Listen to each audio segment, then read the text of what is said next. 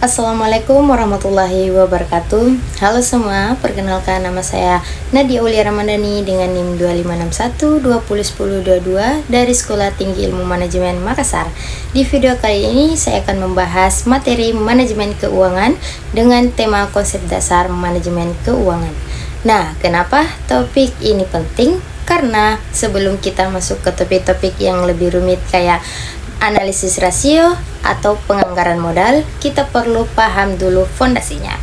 Apa itu manajemen keuangan, apa saja fungsinya, dan kenapa hal ini berlaku bukan cuma buat perusahaan besar, tapi juga buat usaha kecil, bahkan keuangan pribadi kita.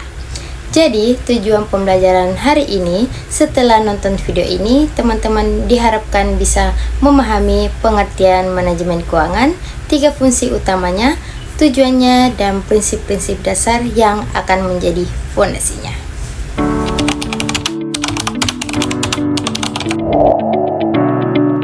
Nah, yang pertama ada definisi manajemen keuangan. Oke, kita mulai dari definisi dulu. Nah, secara sederhana, manajemen keuangan itu adalah proses perencanaan, pengorganisasian, pengarahan, dan pengendalian terhadap sumber daya keuangan suatu organisasi atau individu, supaya tujuan yang sudah ditetapkan bisa tercapai secara efisien dan efektif. Nah, kalau menurut James Stephen Horer, manajemen keuangan berkaitan dengan perolehan, pendanaan, dan pengelolaan aset dengan tujuan menyeluruh. Jadi intinya manajemen keuangan itu bukan cuma soal ngatur uang, tapi lebih bagaimana caranya uang itu diperoleh, dikelola, dan digunakan supaya menghasilkan nilai maksimal.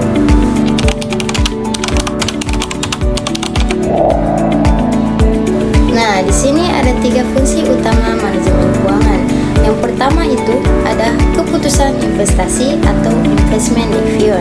Ini berkaitan dengan bagaimana perusahaan atau individu memutuskan kemana dana akan ditempatkan, apakah ke aset tetap seperti mesin dan gudang, atau ke aset lancar, atau bahkan investasi di pasar modal. Nah, yang kedua, keputusan pendanaan atau financial decision.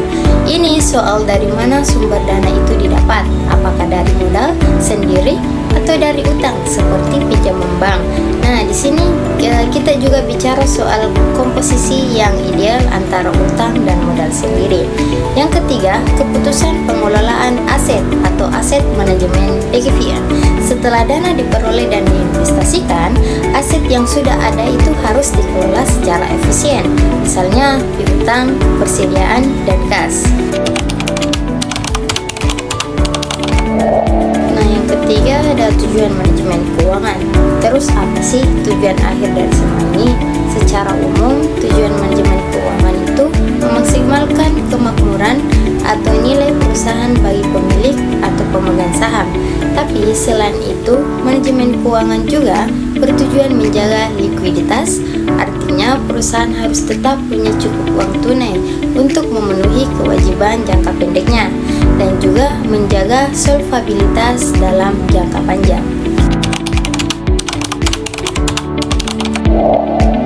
Yang keempat, ada prinsip dasar manajemen keuangan.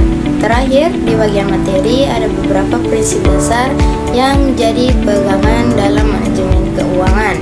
1. Time flow of money atau nilai waktu uang. Intinya, uang yang kita punya sekarang itu nilainya lebih tinggi dibanding jumlah yang sama di masa depan karena ada faktor bunga dan risiko. Yang kedua, risk and return, alias semakin tinggi risiko suatu investasi, semakin tinggi juga potensi keuntungan yang diharapkan. Yang ketiga ada cash flow. Lebih penting dari sekedar laba akuntansi, perusahaan bisa saja untung di laporan laba rugi, tapi kalau arus kasnya bermasalah, bisa saja perusahaan kesulitan bayar kewajiban.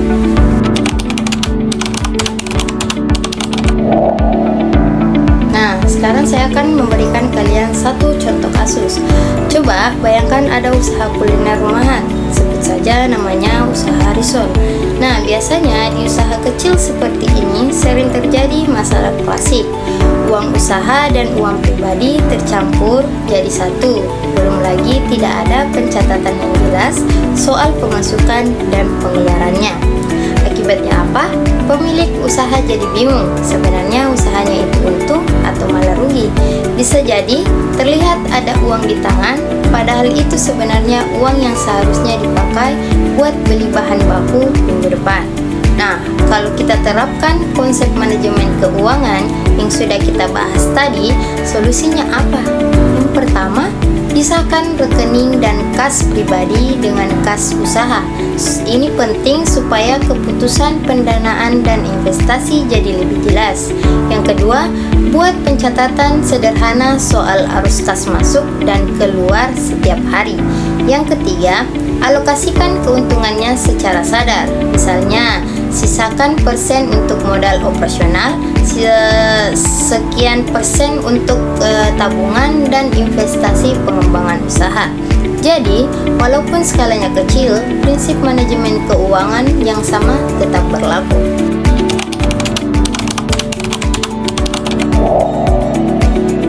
Oke, jadi kita bisa simpulkan manajemen keuangan itu mencakup 3 fungsi utama: keputusan investasi, keputusan pendanaan, dan pengelolaan aset, dengan tujuan akhir memaksimalkan nilai serta menjaga likuiditas dan solvabilitas.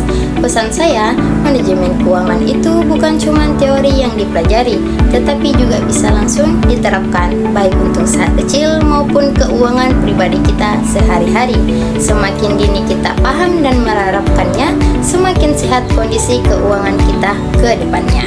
Sekian dari saya, terima kasih sudah menonton. Mohon maaf jika ada salah kata selama video ini berlangsung. Wassalamualaikum warahmatullahi wabarakatuh.